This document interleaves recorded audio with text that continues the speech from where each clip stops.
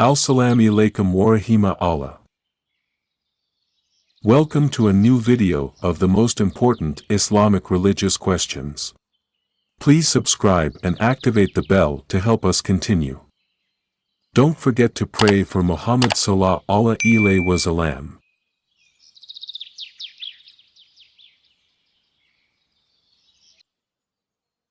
Is it permissible for my stepmother to greet my husband? She is 65 years old and he is the same age as her children.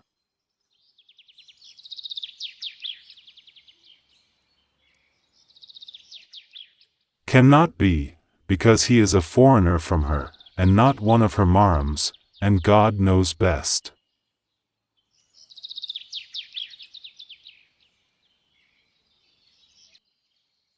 If I give a sum of money to God, but I specify that it is for orphans only, is this forbidden?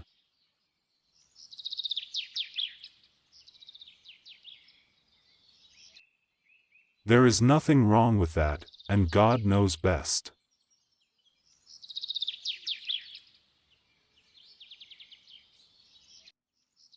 Is it permissible for a woman to pray without socks while she is alone at home?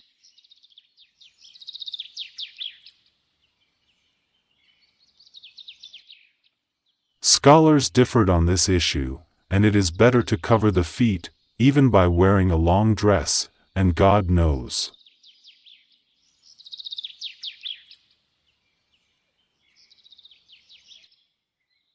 Is it valid to pray before the end of the call to prayer?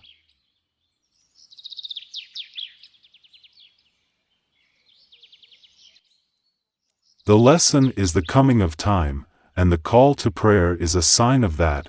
The prayer is valid when the time begins, and it is valid during the call to prayer if necessary.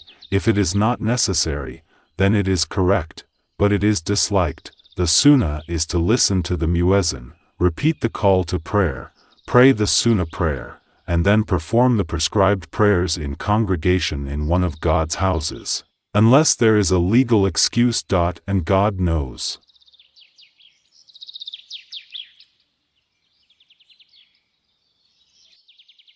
Does touching the private parts of an infant when cleaning him invalidate ablution?